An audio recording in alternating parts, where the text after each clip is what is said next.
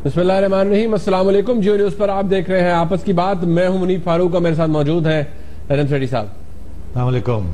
आज के इस प्रोग्राम में सबसे पहले बात होगी इमरान खान साहब की। आज वो पेशावर में मौजूद थे, एक प्रेस कॉन्फ्रेंस कर रहे थे अस्पतालों के हवाले से, लेकिन जब उनसे सवाल किया गया एक सहाफ़ी की तरफ से तो वो नाला हो गए, नाराज हो गए। इमरान खान साहब के उस रद्द अमल पर जो जिस सवाल के बाद उन्होंने वो दिया, उस पर बहुत सी बहस हो रही है, बहुत से ओपिनियन सामने आ रहे हैं। बहुत से लोगों का कहना यह है कि सवाल नामुनासिब था और कुछ लोगों का कहना यह भी है कि शायद इमरान खान साहब का रवैया नामुनासिब था, उनको बरहमी का इजहार नहीं करना चाहिए था। इस हवाले से बात होगी। इमरान खान साहब और रेहाम खान साहिबा का जो मामला चल रहा है, कुछ खबरें ये आ रही हैं कि तलाक हो चुकी है, कुछ खबरें इसके बरक्स हैं, बहुत सी र्यूमर्स भी इसके हवाले से सामने आ रही हैं। मैं चाहता हूँ उस हवाले से भी आज के प्रोग्राम में बात की जाए। इस हवाले से बात होगी। प्रोग्राम के अगले हिस्से में हम बात करेंगे नैब लॉ के हवाले से, जिसमें अब शायद तरमीम करने की ख्वाहिश जाहिर की जा रही है गवर्नमेंट की तरफ से भी और opposition party Pakistan Peoples Party की तरफ से भी। इस हवाले से भी बात होगी। जर्नलिस्ट्स के हवाले से और जर्नलिज्म के हवाले से आज को अच्छा दिन नहीं है। आज भी एक journalist in the line of duty शहीद हुए पाकिस्तान के अंदर ही, और पाकिस्तान के बारे में कहा जाता है कि ये सहाफ़ियों के लिए खतरनाक तरीन ममालिक में से एक है। CPJ के इसके हवाले से क्या रिपोर्ट्स हैं, क्या फाइंडिंग्स हैं, और पाकिस्तान में इसके हवाले से क्या बात चल रही है, मैं चाहता हूँ उस हवाले से भी बात की जाए। और प्रोग्राम के आखिरी हिस्से में हम कोशिश करेंगे कि पेमरा ने जो लेटेस्ट रेगुलेशन दी है, जो ऑर्डर दिया है कि जमात उद दावा को ना कवर किया जाए और उनके बारे में कोई खबर ना दी जाए, और उनके जो एलाइड ग्रुप्स हैं उनके बारे में भी कोई कवरेज ना सामने आए, तो उस हवाले से भी आज के प्रोग्राम में हम डिटेल में बात करेंगे। सो रहीम साहब, ठीक है, ओके। बहुत हैवी एजेंडा है, इश्यूज ज्यादा है ना, so I will not waste any time. Okay, ठीक है। सबसे पहले मैं आपको सवाल और इमरान खान साहब का रद्द अमल जो आज था, आज वो उस मामले के बाद जो कि चल रहा है उनका अपनी साबिक अहलिया में कहूँगा रेहाम खान साहिबा के साथ, उसके बाद आज इमरान खान साहब पेशावर में तशरीफ लाए नजर आए, और इमरान खान साहब से जब सवाल क्या किया गया और उनका जवाब क्या था, एक क्लिप में। एक सेकंड जी दिखाने से पहले मैं आपसे एक सवाल पूछ लूं जी कि ये इमरान खान साहब के पीछे क्यों पड़े हुए हैं आप? मैं नहीं पड़ा हुआ, बिकॉज इमरान खान साहब वो मुंह खोलता है और आप वो क्लिप दिखा देते हैं उसका, फिर आप मुझे एक ऐसे स्पॉट पे डाल देते हैं, मुझे कुछ कहना पड़ता है। जब मुझे कुछ कहना पड़ता है तो बात सुने, मेरा काम है सवाल पूछना, सवाल करना। मैंने तो बड़े बड़े जर्नलिस्ट जो हैं आप जैसे जिनके साथ मैं काम कर रहा हूँ, सबसे ही सीखा है कि भाई सवाल करना तो बड़ी अच्छी या बुरी आदत बन जाती है। अब वो सवाल किसी को अच्छा लगे बुरा लगे, इमरान खान साहब से भी आज सवाल ही किया गया था। चले ये क्लिप आप देखिए, वो सवाल कितना बुरा था और जवाब उसका कैसा था। आपके बारे में खासा भी कहा जा रहा है कि आप मर्दूशनास नहीं है। आप जिन लोगों को अपने नजरियात को प्रोट करने के आगे लेके आते हैं, वो किसी न किसी तरीके से आपको डिच कर जाते हैं, चाहे वो आपकी जाती जिंदगी हो या आपकी पॉलिटिकल जिंदगी हो। तो वो थोड़ा सा आपकी जाती जिंदगी के बारे में जानना चाहते हो। पॉलिटिकली जो आपने टीम सेलेक्ट की है, आप 3 साल बात करें कि नाकाम, और आप उनको धमकी दे रहे हैं, तो ये वाकई है कि आप मर्दूशनास नहीं है। देखिए जी, मैं और आप हर माशरे के अंदर एक तहजीब होती है, एक इंसान के अंदर कोई शर्म होती है, एक इंसान के अंदर अदाब होते हैं। किसी की जाती जिंदगी के ऊपर इस तरह की बात करनी आपको शर्म आनी चाहिए। यानी किसी के भी घर के अंदर किसी वक्त लोग कोई भी मुश्किल वक्त से दुख से गुजरते हैं, इस तरह की बात करनी आप अब मुझे नहीं कुछ शर्मिंदा करवा रहे, आप अपने औकात लोगों के सामने लेके आ रहे हैं। आपको शर्म आनी चाहिए ऐसा सवाल पूछते हुए। शर्म आनी चाहिए, आपको शर्म आनी चाहिए जो आप मेरे से सवाल पूछते हैं। आप तो मौके का इंतजार कर रहे थे, तुझे तो मौके दे भाई खान साहब ने कहते तो फायरिंग में भी कर दो, कर देती है सारा वक्त यू आर आफ्टर मी, सवाल का जवाब दो। बस काम यही है नैन साहब। हुन चले, आपने अपना दिल का गुबार निकाल लिया, हुन तुसी मैंने दसो, अब आप मुझे बताएं कि इमरान खान साहब के सबसे पहले देखिए सवाल जो था उसको जरा मैं समराइज कर देता हूँ, थोड़ा ऑडियो का शायद प्रॉब्लम था। अगर उसको बगौर सुना जाए तो जो सहाफी साहब थे, जो रिपोर्टर साहब थे, वो ये कह रहे थे कि खान साहब आप मर्दम शनास नहीं है, चाहे वो मामला आपकी सियासी जिंदगी का हो या जाती जिंदगी का हो। बहुत से लोग आप उन पर एतबार करते हैं या आप उनको अपने साथ रखते हैं, फिर बाद में वो आपको डिच कर देते हैं, लफ्ज इस्तेमाल किया गया। उसके बाद फिर उन्होंने अब जैसे हवाला दिया जी आपकी सियासी सकर्तरी 3 साल काम 2.5 साल हुकूमत को गुजर गए हैं, तो आज आप मजबूर होकर उस माफिया के खिलाफ आपको उन्हें थ्रेट करना पड़ रहा है क्योंकि आपका काम में वो हायल हो रहे हैं और आप उनसे सही काम नहीं ले सके। इमरान खान साहब ने जो जवाब दिया आप उससे कितना मुत्तफिक हैं और क्या जवाब देना जरूरी था या नहीं था? पहला तो ये है कि क्या सवाल जायज था कि नहीं, हाँ चले, फिर उसके बाद क्या जवाब जायज था। जैसे आपने कहा सवाल पूछना तो जर्नलिस्ट का हक है, मगर क्या किस किस्म के सवाल पूछ सकते हैं और किस किस्म के सवाल नहीं पूछ सकते। जातियात के जो सवाल होते हैं वो नहीं पूछने चाहिए। अलबत्ता अगर जातियात के जो सवाल हैं उसका कोई सियासत के साथ कोई तल्लुक हो, जरूरी नहीं कि बेहतर सियासत या खराब सियासत, एक सियासी शख्स से वो सवाल पूछना जिसका सियासत के साथ कोई तल्लुक है वो जायज है। अब सिर्फ यहाँ वो जो उन्होंने बात की प्रोविंशियल गवर्नमेंट की और वो सारी कि आप यू आर अ बैड जज ऑफ कैरेक्टर, लोग कैसे इकट्ठे कर लिए, वो तो ठीक है, उसके ऊपर तो मेरा ख्याल है खान साहब को जरा इतराज भी नहीं। जहां इतराज आया कि वो जातियात वो रेहाम खान की जो बात थी उसके ऊपर वो थोड़े से परेशान हो गए, नाराज हो गए।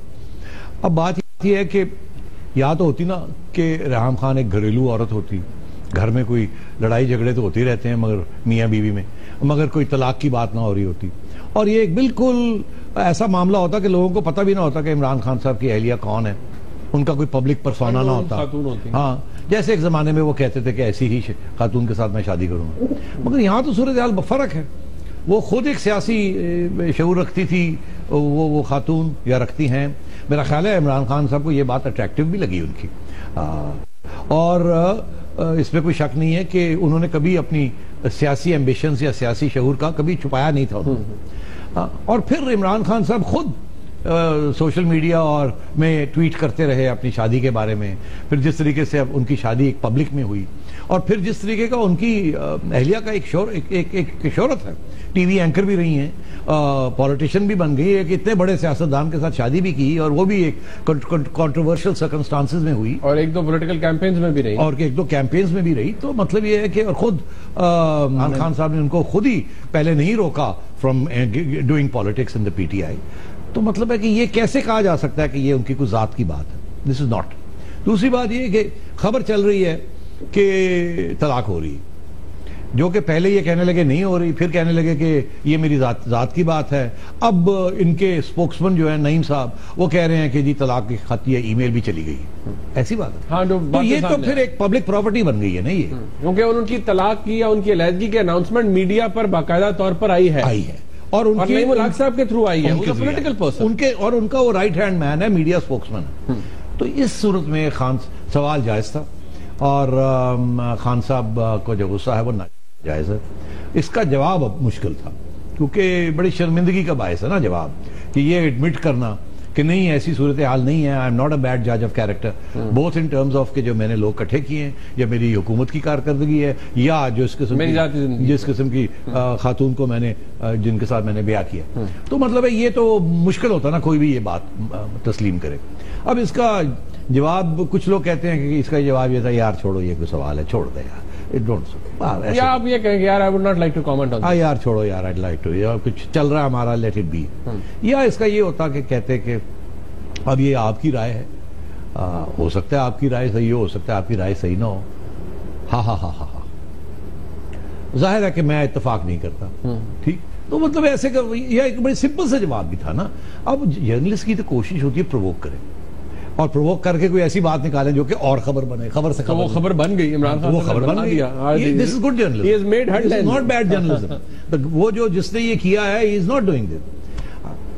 अलबत्ता अगर ये हल ना होती और वो इस किस्म की बात करता, सुनी सुनाई कि जी कोई घर में मसले हैं, ये है वो है, और वो पूछता, मुझे याद है एक सीनियर एंकर है हमारे, उन्होंने खान साहब को ये पूछा अभी मेरा ख्याल 15-20 दिन पहले ही कि सुना है कि आपकी कोई प्रॉब्लम्स हो रहे हैं घर में और कुछ इस किस्म की बातें चल रही हैं आपकी और हम। तो खान साहब का बड़ा वो है, आपने क्लिप भी दिखाया कि नहीं शामी साहब ऐसी बात नहीं है, होता है आप मियाँ बीवी के दरमियान, मगर कोई ऐसी बात नहीं है, कोई चीज़ नहीं होने वाली है, वो फिर डिनाई कर दिया। यहाँ भी कह सकते थे इस तरीके के साथ, अच्छा यार ऐसी कोई बात नहीं है, लेट इट बी, होता है, these differences take place but there is nothing. या ये कह देते कुछ या कह देते यार आई एम सॉरी मैं नहीं एग्री करता आपके साथ, नेक्स्ट क्वेश्चन, चार्मिंगली उसको डाइवर्ट कर देते, डिफ्लेक्ट कर देते। खबर नहीं बननी थी, उसको फिर मौका भी नहीं मिलना था टू डू इट अगेन।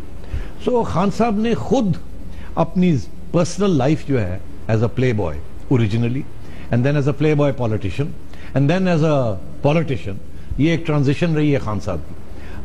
खुद ही is been in the news, खुद इन्होंने किताबें लिखी हैं अपनी लाइफ के ऊपर एंड सो ऑन।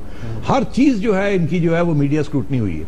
आप भूल गए हैं, मैं आपको याद दिलाता हूं और नाजरीन को भी याद दिलाता हूं कि जब इन्होंने जमाइमा के साथ शादी की थी, it was the most publicised शादी for a long time in the western world. इनकी हनीमून के ऊपर भी तस्वीरें, लोग फॉरेस्ट के अंदर छुप के कैमरास लेके इनकी तस्वीरें लगा रहे थे, जैसे डायना की और उनके लवर्स की वो लगाते थे, इनकी भी।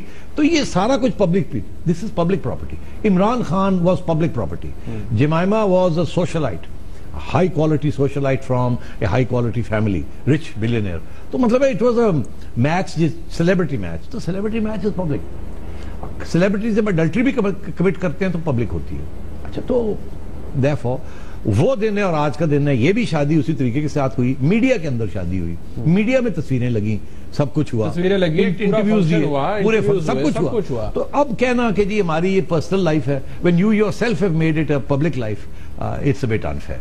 देखिए, खान साहब की एक प्राइवेट लाइफ भी है, क्या आज तक किसी ने उसके ऊपर कमेंट किया? नहीं, मेरा नहीं ख्याल।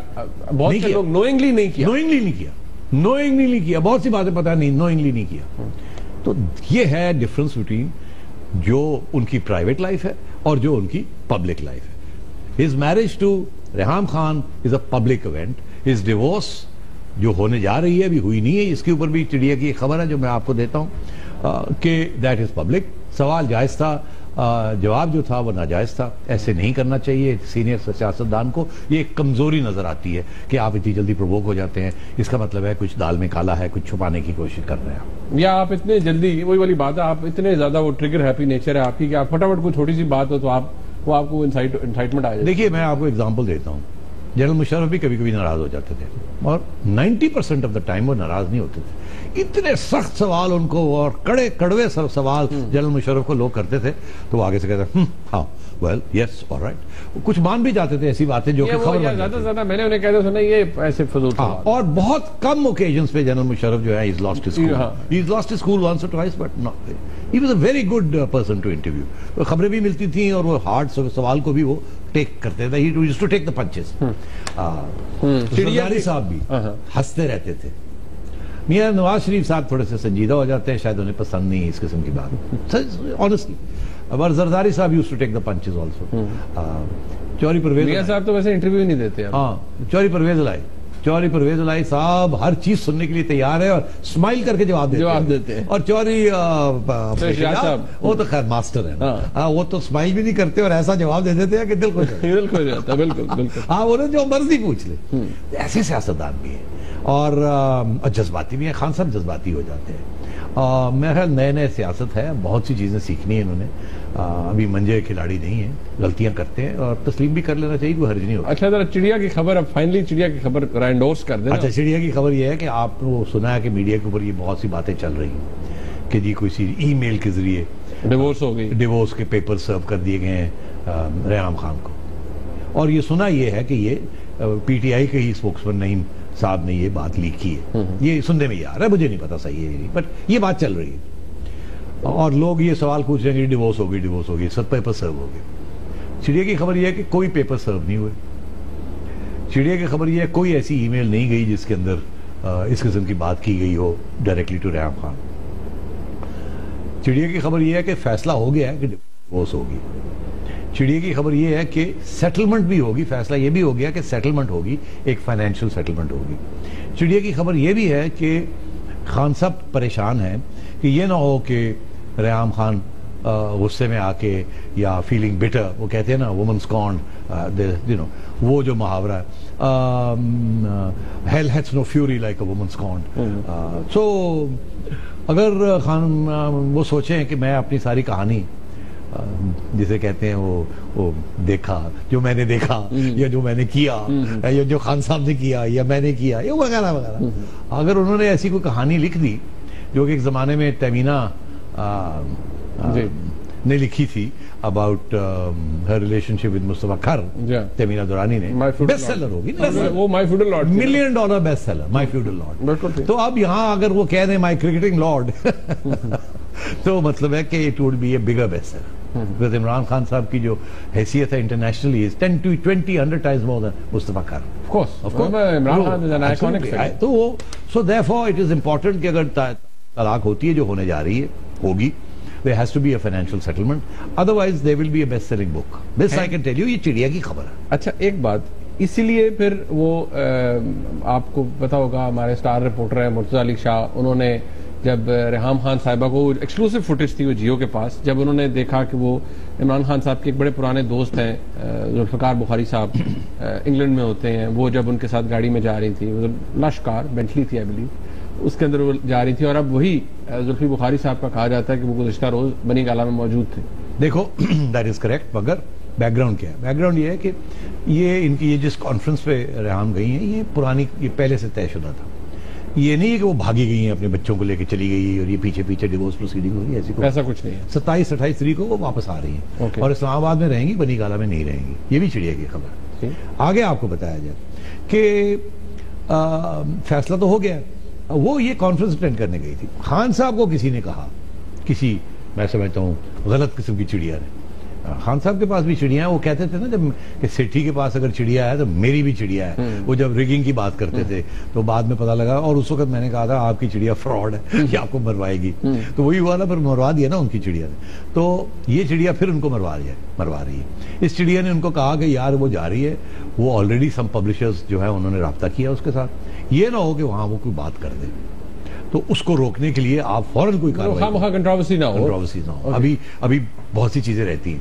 तो इन्होंने ये जुल्फी साहब जो है, इनको, इनके बड़े इमरान खान साहब के बड़े पुराने दोस्त हैं, और याद रहे कि इन पे ये भी हमारे रिपोर्टर ने इल्जाम लगाया था कि लंदन प्लान जो बना था, जिसमें ताहिरुल कादरी साहब और इमरान खान साहब वो जुल्फी के फ्लैट में या ऑफिस में लंदन के ऑफिस में मिले थे और वहां बैठ के ये सारी बातें हुई थी। तो ये बड़े उनके करीब दोस्त हैं और बहुत ही रईस हैं, प्रॉपर्टी का काम करते हैं और बड़े रईस हैं। और इनके एक बड़े करीबी रिश्तेदार जो है वो पीटीआई के एक प्रोविंशियल असेंबली में भी हैं, मेंबर भी है। अच्छा, अब बात ये है कि ये अब इन्होंने आते जैसे ही वो वहां पहुंची खातून, तो उन्होंने इनको रिसीव किया और इनको अपनी गाड़ी बेंटली में बिठा के और होटल से ले गए। वहां कुछ थोड़ी देर 300 लोग उनकी इंतजार कर रहे थे, उन्होंने कुछ प्रेजेंटेशन करनी थी, उन्होंने रास्ते में हाईजैक करके कुछ बात की, फुसफुस काम में की और उनको गाड़ी में बिठाया, ले गए। और उसके बाद ठीक ठाक वहां डिस्कशन हुई है, नेगोशिएशन हुई हैं।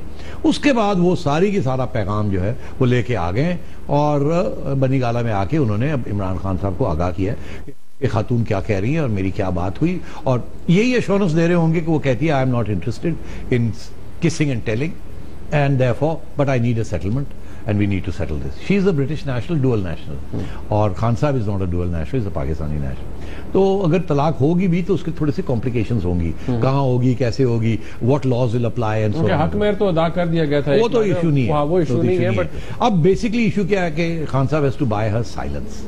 खान साहब इज अ पॉलिटिकल फिगर। अब तुम्हारा केस होता तो you didn't have to buy silence. Allah रहम करे। What does it got to do with me? मैं एग्जांपल दे रहा हूं। एग्जांपल आप अपनी दिया करें ना, मैं अपनी दिया करें। अपनी में क्यों? खुद तो आपको इतना डर लगता है। सवाल का जवाब मैं दे रहा हूं, मैं अपने आप को क्यों फंसाऊं? अच्छा बात ये, तो अगर तुम्हारा केस होता, जो for the sake of argument, फिर सबर for the sake of argument, अगर तुम्हारा केस होता तो there is nothing to kiss and tell. ठीक है, अल्लाह खैर सलाम, may be one day they will B.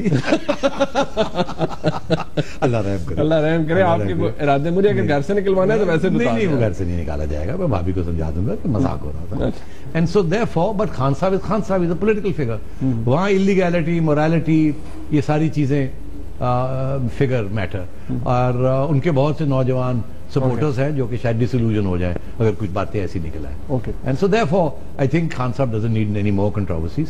तो ये चीज है, ये है करंट सिचुएशन। अभी कोई डिवोर्स प्रोसीडिंग शुरू नहीं हुई, डिवोर्स अग्रीमेंट हो गई है कि होगी, सेटलमेंट होनी है एक financial, and Zulfi is playing a key role between the two of them. Is a go between. लेकिन ऑनरेबल चीज जो है वो ये कम से कम जो लोग हैं दो इमरान खान साहब और रेहाम खान साहब इनकी तरफ से अभी तक कोई गलत बात एक दूसरे के हवाले से नहीं है, which is very good. एक ब्रेक लेते हैं, यहाँ ब्रेक से वापस आएंगे तो हम बात करेंगे कि क्या जरूरत है हुकूमत को अब नैब लॉ तब्दील करने की, ऑब्जेक्टिव क्या है और इसकी थोड़ी सी तारीख इस हवाले से भी बात होगी, सियासत क्या है इसके अंदर, इस पर भी बात होगी. हमारे साथ रहेगा.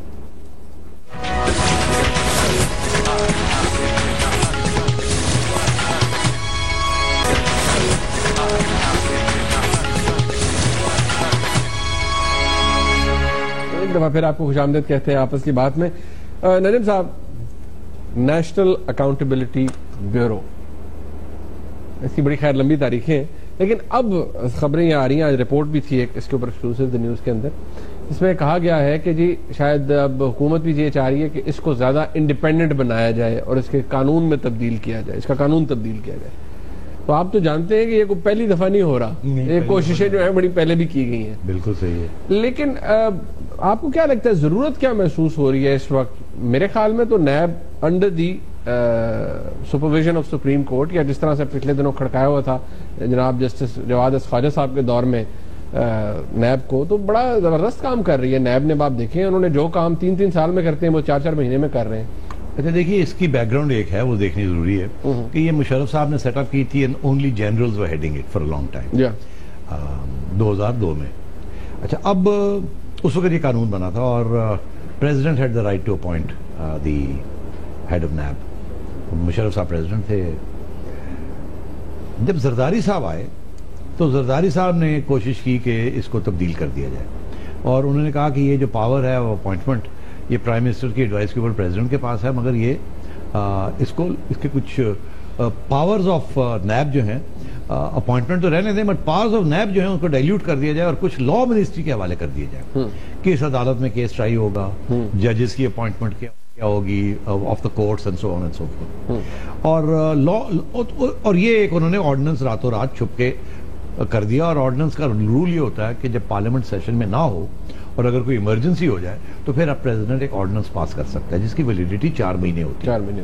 तो पार्लियामेंट सेशन में थी, छुट्टी आई 2 दिन की, तो रातों रात के अंधेरे में जब बदी की ताकत जोर पकड़ती है, तो उन्होंने अमेंडमेंट कर दी. अच्छा, वो चैलेंज हो गई, लोगों को पता चल गया, वो चैलेंज हो गई, वो सुप्रीम कोर्ट में पहुंच गई. चीफ जस्टिस इफ्तिखार मोहम्मद चौधरी साहब से उन्होंने कहा जरा आइए ना, जरा ये आप क्या करने जा रहे हैं, ये इरादे क्या है आपके? और हमने तो जो इंटरप्रिटेशन की है वो तो यही है कि ये जो है ये तो प्रेसिडेंट की भी नहीं अपॉइंटमेंट होगी, ये तो सुप्रीम जुडिशियल काउंसिल की अपॉइंटमेंट होनी चाहिए या चीफ जस्टिस की अपॉइंटमेंट होनी चाहिए, और इसमें जनरल तो छोड़े जजेस होने चाहिए. अब जरदारी साहब की तो और हमाइयाँ उड़ गई, उनका लो from the frying pan into the fire. Chief justice वैसे ही एनआरओ के पीछे पे है, नैब भी चीज करना चाहता है. नैब तो एनआरओ तो इनफैक्ट उड़ चुका था और लो जी हुण नैब लैके साडे पीछे पै जाएगी ते ये कहते हैं कि चीफ जस्टिस अपॉइंट करेगा. तो उन्होंने कहा कि नहीं सॉरी करके रातों रात उन्होंने क्वाइटली विड्रॉ कर लिया अपना ऑर्डिनेंस, ताकि अब ये सुप्रीम कोर्ट वो इन्फ्रक्शियस हो जाए पिटीशन और वो बात आगे ना बढ़े, रहने दें इस चीज को. तो ये ऐसे रह गई. फिर क्या हुआ, फिर जब अपॉइंटमेंट्स हुई तो जरदारी साहब ने जाहिर है कोई ऐसे लोग लगाए जो कि सिंपैथेटिक टू पीपल्स पार्टी, ताकि उनको तंग ना करें वो. अब वो चीफ जस्टिस पढ़ गए उनको, आपको याद होगा नवीद एहसन साहब थे, उनको चीफ जस्टिस पढ़ गए. उसके बाद एडमिरल साहब थे, जी वो भी rough ride, he had a rough ride, वो भी जरदारी साहब ने लगाए थे. तो वो रफ राइड हो गई, तो उसके बाद दोनों को रिजाइन करना पड़ा, छोड़ना पड़ा. इतना प्रेशर था फ्रॉम इफ्तिखार चौधरी साहब. उन्होंने तो ये भी कहा था कि नैब को एडमिरल साहब जो नेवी चीफ रहे थे, बुखारी साहब, फसी बुखारी साहब, उनके खिलाफ भी केस नैब को ही करना चाहिए. तो खैर वो सॉरी करके सारे इतर बितर हो गए, भाग गए, यार ये क्या हुआ. तो इन्होंने कहा छोड़ दो. फिर इत्तेफाक करके ये जो जमान साहब को लगाया गया.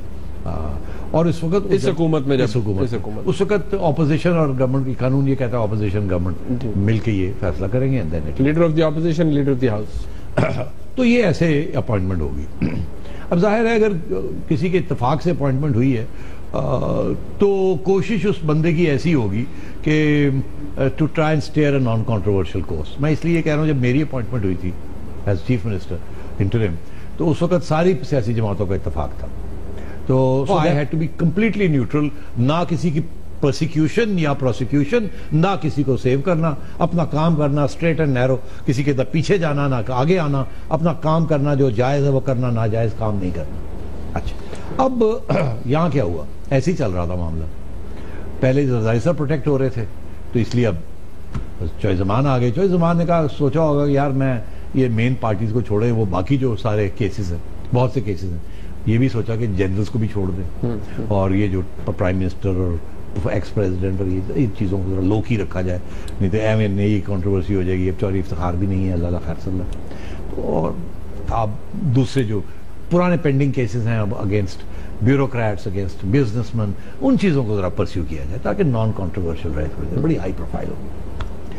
मगर अनफॉर्चुनेटली फिर एक ऐसे चीफ जस्टिस आ गए, वो भी इफ्तिखार चौधरी साहब के स्टूडेंट थे, वो भी आ गए, उन्होंने कहा ऐसी तैसी, और बुला लिया और कहा कि तुम go after the president, go after prime minister, go after this, go after this, नहीं तो हम ये कर देंगे, वो कर देंगे। फिर सुनने में ये भी आया कि दोस्तों ने भी कहा होगा कि ओए चौधरी साहब थोड़ा जा खिंचो तो सही साहब।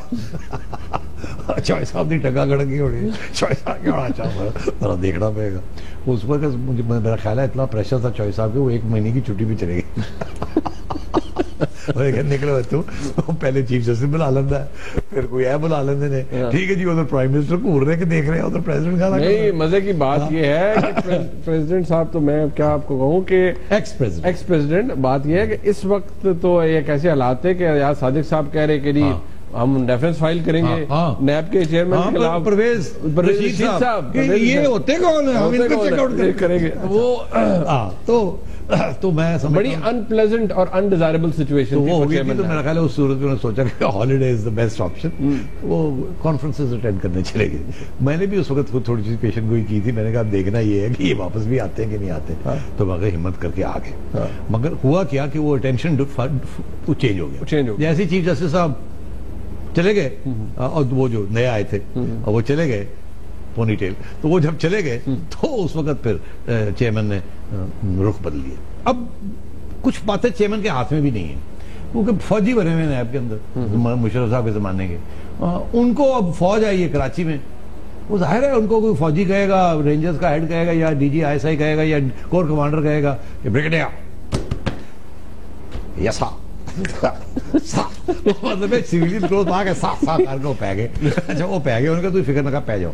अच्छा वो पै गए, सिंध हुकूमत की डगा गड़नी शुरू हो गई। यार है कि चौधरी निसार को दौड़े गए, चौधरी साहब ने कहा मैं चेकआउट करना, चौधरी साहब ने चेकआउट किया, उन्होंने कहा सर सारी हाँ ठीक है, वो दौड़ के आ गए। वो मियाँ साहब परेशान हो गए, की हो रहा साडा अलायंस टुटदा पे उत्थे MQM और पीपल्स पार्टी की आपस में। उसके बाद सरदारी साहब और उत्थे परेशानी ऐसी कि अगर इमरान खान रिजाइन कर गया और वो रिजाइन करता पाया तो जरदारी साहब ने रिजाइन करता, MQM Zardari PPP and Imran, government तो गई, पार्लियामेंट इज गॉन। तो मियाँ साहब भी थोड़े से हिले होंगे यार, रोको। उसके बाद आप जैसे लोगों ने बातें करनी शुरू कर दी कि पंजाब में कब होगा, राना मशहूद के पीछे कब जाएंगे, राना सनाला को पकड़े, तुसी तो बिल्कुल होते गिटिया बह के जाके बिल्कुल जैसे लोग। बार मुझे क्यों वैसे तो जो आपने कहा है पीपल्स पार्टी की टंगा, नून लीग दी टंगा सारी खड़कनी शुरू हो गई। अच्छा वो जो होया वो फिर कट्ठे हो गए, जाहिर है कोई यार कुछ करो, ये तो हथों गेम निकलती पई है। साडी क्रिएशन जी है वो चौधरी ज़मान के हाथ च भी नहीं, उन तो सारे फौजी जड़े ने रन करते पे। वो फिर यह फैसला होया कि यार इनको करिए, उन senate is People's Party control majority है, मगर प्राइम मिनिस्टर जब नहीं कहेगा, कोई करेगा नहीं तो आगे नहीं बढ़ेगी।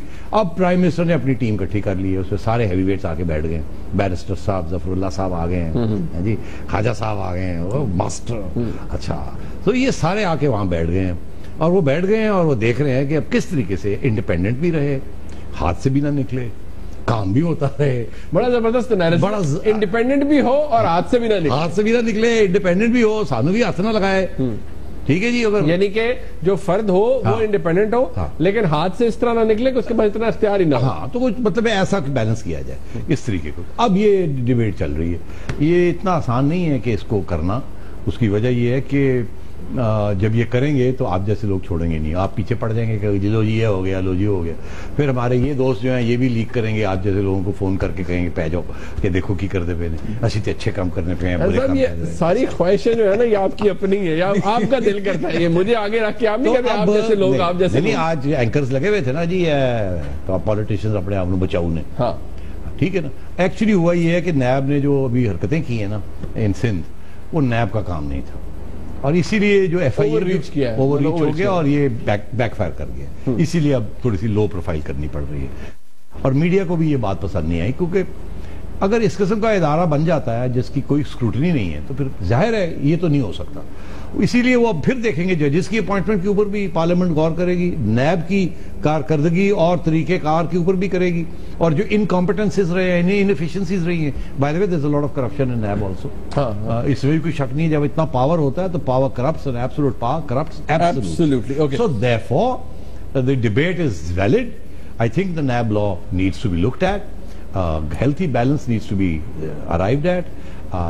आप जैसे लोगों को वहां अपॉइंट नहीं करना चाहिए because you will go haywire with the power, and therefore I think it's timely a review is needed. Okay, चले एक ब्रेक ले लेते हैं। ये पूरा सेक्शन के अंदर 7-8 दफा तो मैं आया हूं ना जी टारगेट पे, अब वो क्यों है ब्रेक के बारे में बात करेंगे, पास आते ही।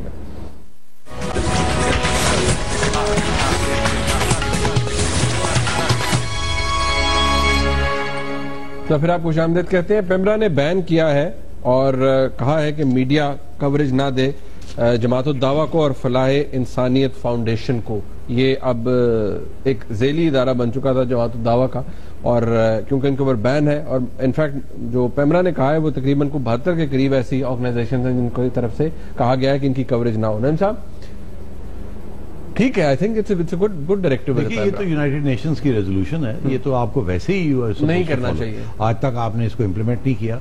हमारे एक सहाफी दोस्त आ गए, आई एम ग्लैड उन्होंने ये कदम उठाया, अफसार आलम साहब। हाँ, और बड़ी अच्छी बात है।